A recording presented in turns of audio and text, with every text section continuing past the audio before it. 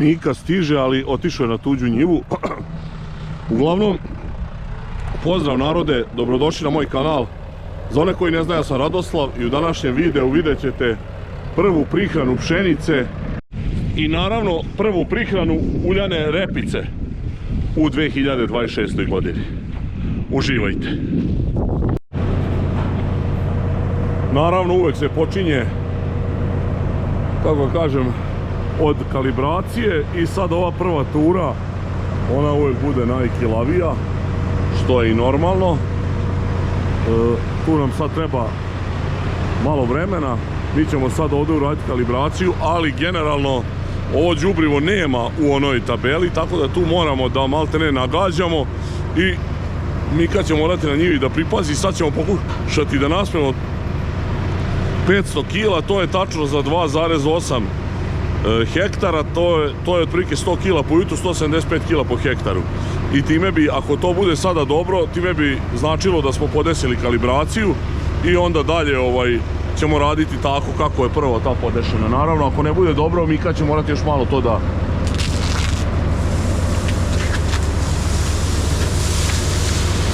da našteluje. Sad ćemo vidjeti da li ima nekih grudava.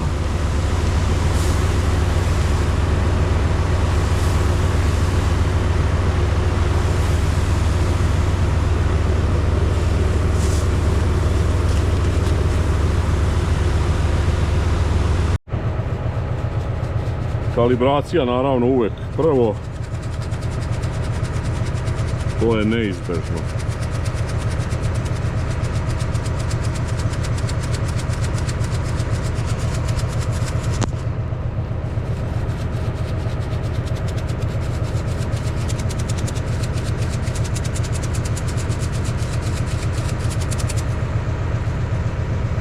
Dobro, to je to. To je ova najbliža, je ova Agroglob. Znači tu bi trebala hektolitarska težina da je 0,74 i sad ćemo mi ići na ta podešavanja. Koliko? 10 km na sat će se kretati? Da, možda i 12. Jebi ga sad. Pa dobro, gledaj, evo 18 metara. Malo će biti otvoren rupe, nemoj, idi 10.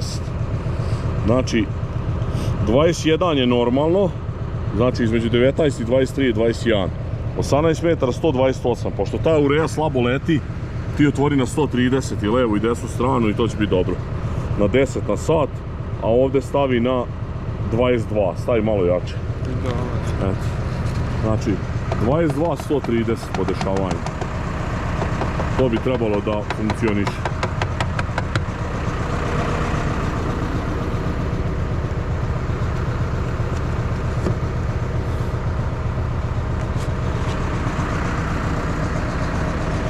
I naravno ovdje podešavamo širinu.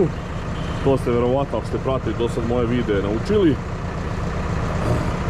Tu širina zahvata, to je širina bacanja, a ovdje nazad kontrolišemo koliko curi, to jest količinu.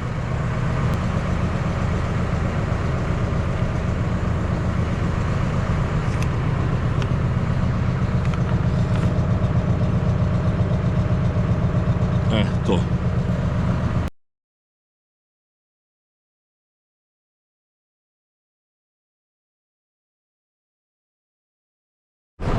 Ovo je inače prva njiva gdje smo podešavali sejalicu, tako da tu ima malo kojekakvih brljotina što sam napravio.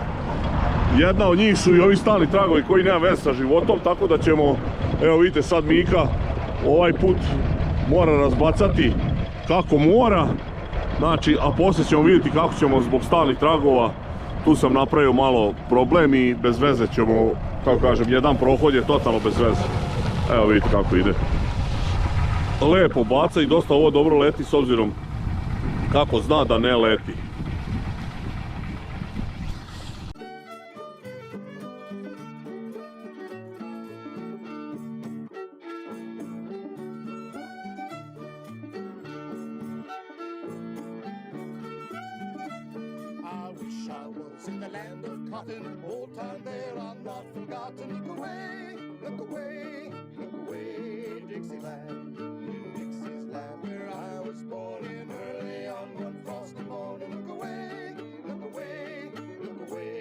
Dixieland.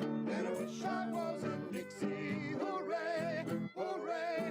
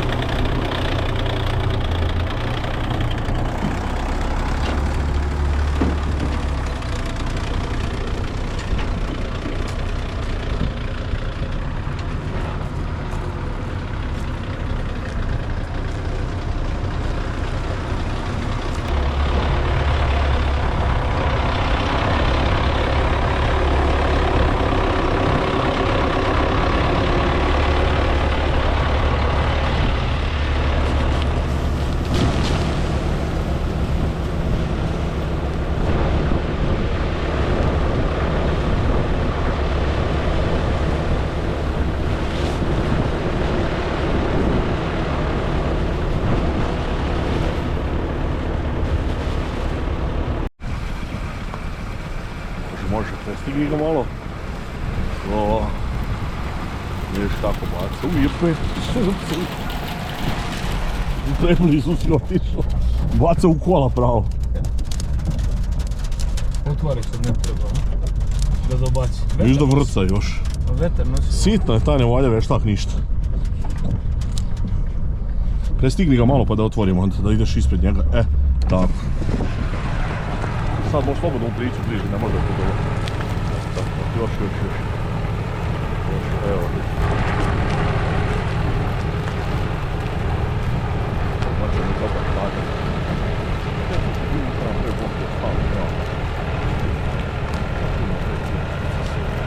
Da tu ima viš ti trago, viš.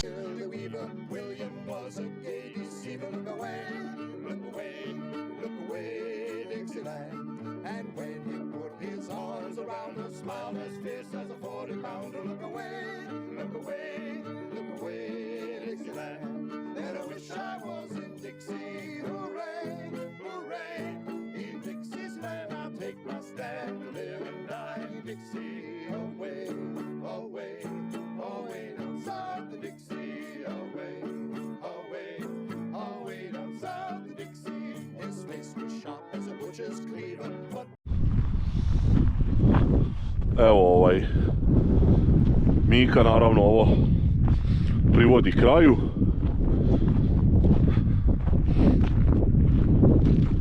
Ovo je njiva, ona koju sam pričao da je najlošija uopšte mi od svih njiva. Nadam se da ćemo uspjeti da je popravimo malo, da popravimo i strukturu. Ako bude u mogućnosti na leto pokušao bih ovdje da izvučem stanjak da malo popravi situaciju. Da, nemoj, da. Koji vamo je red? Ovdje se možda treba ići, ali ovdje se zatvorio red. Ti ću da tu gazim. Teraj. Evo, stigli smo na prvu njivu sa repicom. Ukupno nam je ovo 4. njiva. Sa 2 ste vidjeli, ne, sa 3 ste vidjeli detalje. Sa prve nismo vidjeli, zašto tamo nisam mogao autom da prođem. Uglavnom, za sad ova repica izgleda odlično. Prezadovoljan sam s obzirom kako je kasno rađeno i sve.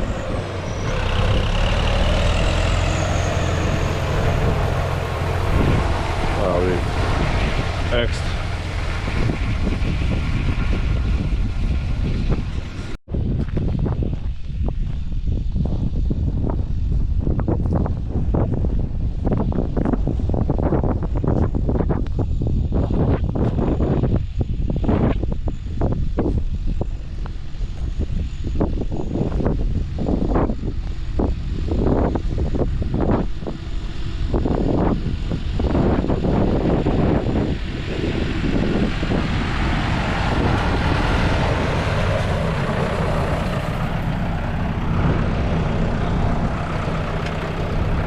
Završena je prva repica, prelazimo na onu veću njivu od 4 hektara, vidjet ćemo sad kako je tamo stanje.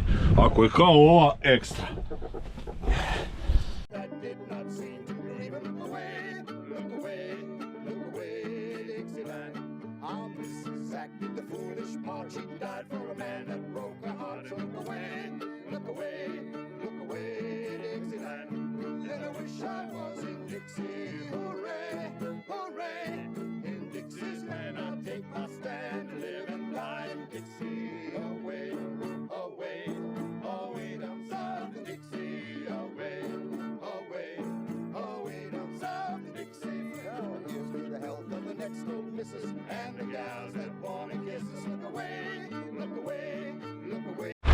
Stigli smo na veliku ovu njivu sa uljanom repicom. Ovdje vidite dosta lošiji sklop, ima kao sad ovo 10-ak lepih redova.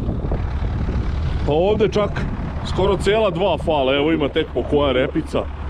To je ono što sam vam jesenas pokazivao, pa evo recimo 4 lepa, pa 2 kilava, pa 2 lepa, pa 2 onako, pa 1 uopšte nema. Uglavnom ovdje jedno 20% fali, ali kao što vidite njiva je izuzetno čista, nema nikakvih korova iako nije prskano. I ja se nadam, iako je malo ređa, da će ona uspjeti da se razgrana i da će nadoknaditi nedostatak sklopa. Mislim, takva su iskustva što sam dosad čuo od ljudi. Uglavnom, evo sad ćemo i ovdje baciti isto 175 kg po hektaru. Znači ovo je kasna setva uljane repice, sejano je na 50 cm sa žitnom sejalicom. To ste sve mogli vidjeti u mojim klipovima. Pred usev je kukuruz, znači rađen je i adengo. Neki misle da je to adengo uništio uljanu repicu, ja mislim da nije, ne bi mogao samo po jedan red. Da je u pitanju jednostavno nam otišlo seme preduboko. Uglavnom, ja sam zadovoljan.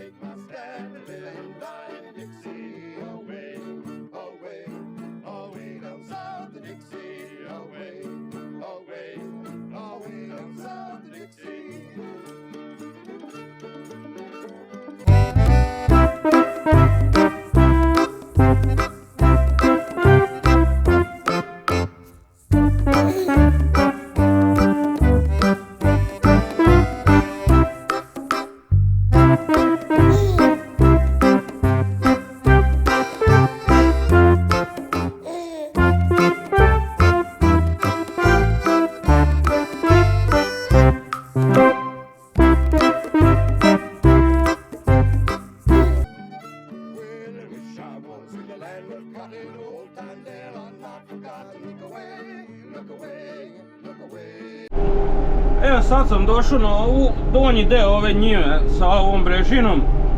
Da vidimo, tu je bila najlošija repica, kako sad izgleda. Generalno se popravila po meni od prošlog puta. Fali je malo, ono jesenas je izgledalo strašno, evo ovdje je nešto mala. Ali sad kad dobije ureju i kad se malo razbokori, bit će ono bolje. U suštini nije loš. Za prvi put nije loš.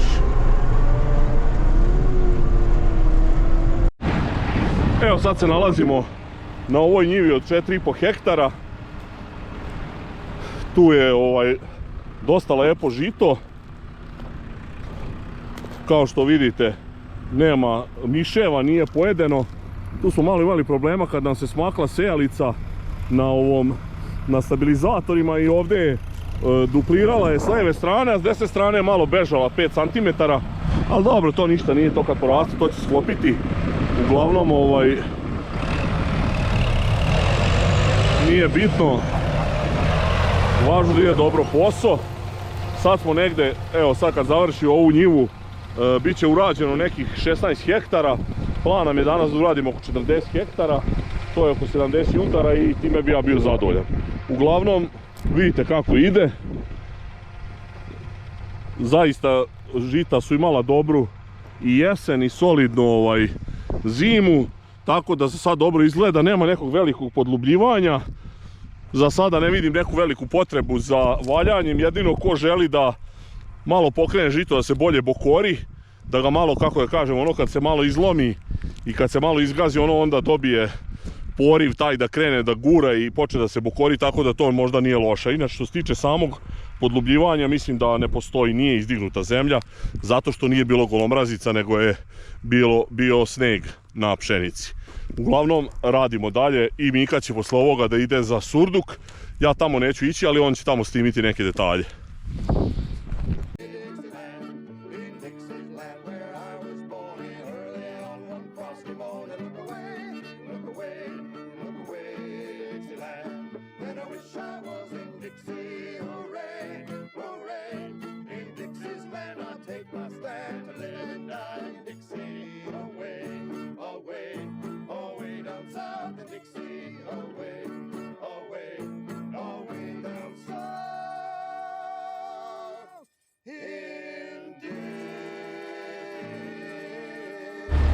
Evo, nasut je pun rasipač, uradili smo i ovu njivu, to su nam usluge i Mika sada kreće za, evo ostalo je još 4 jumbo vreće ovdje.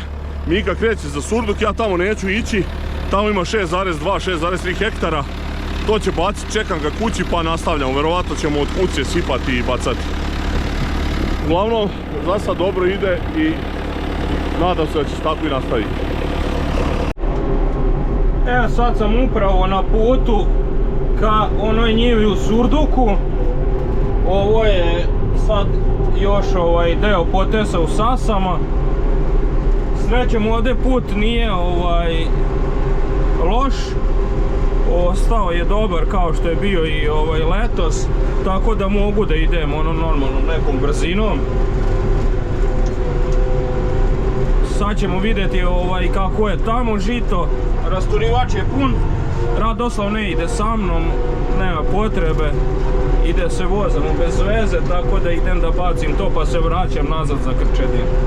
Stižem na nju posle nekih 35 minuta od tamo pred ulaze u Sase, tu smo završili bacanje, tako da dosta sam brzo stigao. Evo ovo, kao što možete da vidite, ovo je žito. Još ovdje nešto. I izgleda dosta dobro i lepo.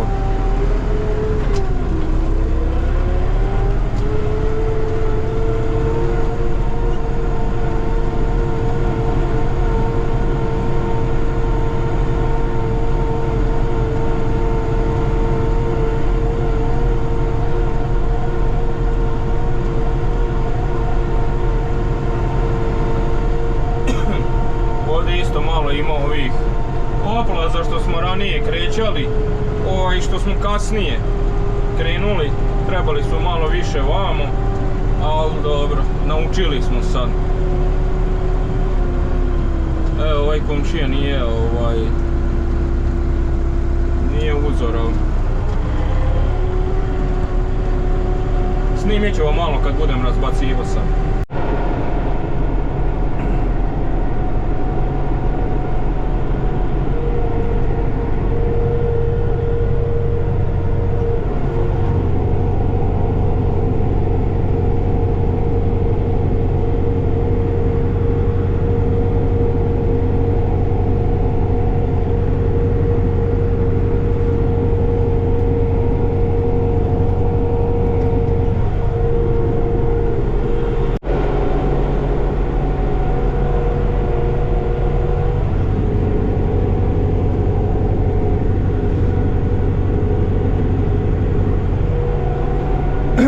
Evo, sve je super, žito je dosta dobro. Jedino, sve i njiva je onako lepa, ravna, jedino malo što smo zeznuli, to me sad baš nervira. Ovi sastavi, negdje je lepo sastavljeno, negdje je onako malo pravilo oplaze. Pa ćemo to morati da utvrdimo šta je, da li je mašina malo smaknuta na stabilizatorima ili je nešto do navigacije. Uglavnom ovako žito baš ekstra izgleda.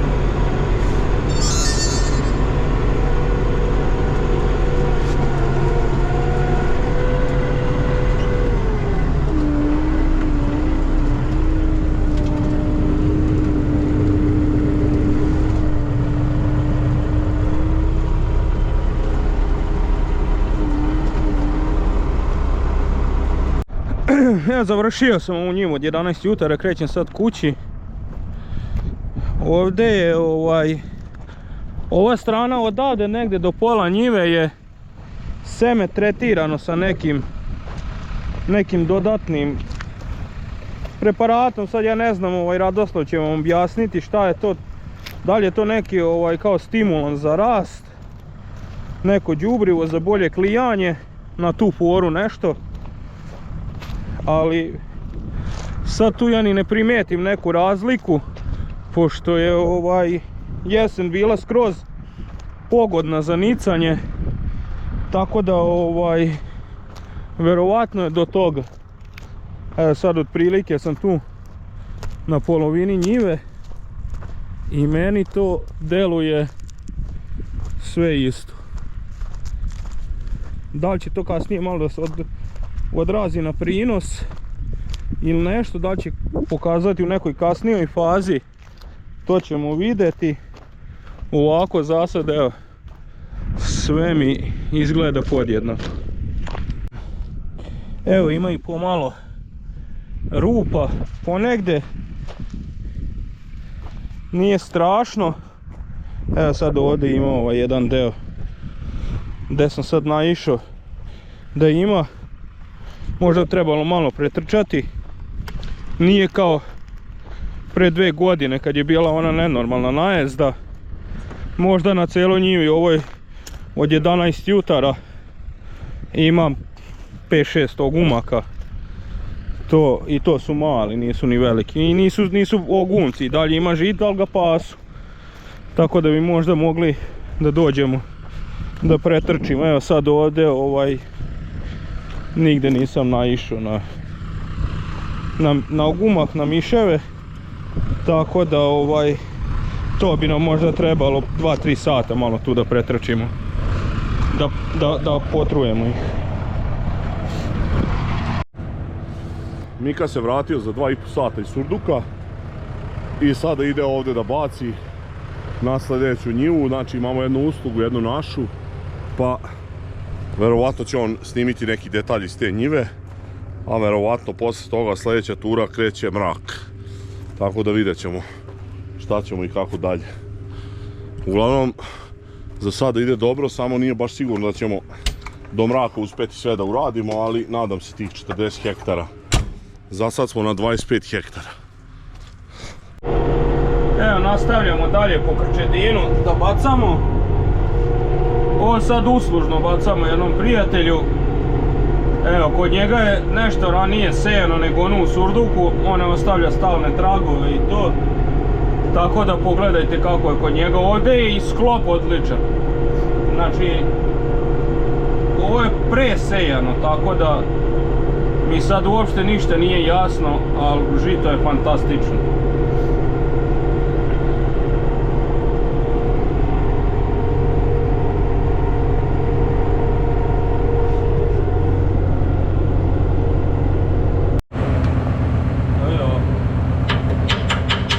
Ovo je beton. Nažalost, evo, ne znam što je. morali smo da prekinemo. Nismo uspjeli da završimo što smo planirali. Mika je sad puno izgubio i vremena na njivi. To jest zadnje 3-4 njive nije uopšte išlo dobro. Bacalo mu je bez veze pošto je bila gomila ovog betona. Mogao je nakupiti jedno pola kolica betona. Ne znam šta se desilo s ove 3 vreće. 2 su bile potpuno mokre. Ovo je haos. Tako da sad moramo vidjeti da li ćemo ujutro nastaviti ovo bacanje ovako ili ćemo napraviti još dodatnu jednu mrežu da ne može ništa ovo da propadne. Dole se zaglavljuje pošto idemo sa malim količinama i ne može da prođe kroz to bude šta ja znam tako rupa 50 puta 25 mm i tu ne može da prođu ovi betončine i čak ima i grebanog asfalta i svašta. Uglavnom, toliko za danas, uspjeli smo da uradimo neka 32 hektara, nismo uspjeli 40 hektara. Zbog svih ovih problema, hvala vam na gledanju. Ako do sad niste zapratili moj kanal, zapratite. Ostavljajte lajkove, komentare, pišite da li vi imate ovakvih problema. Vidimo u sljedećem klipu. Pozdrav!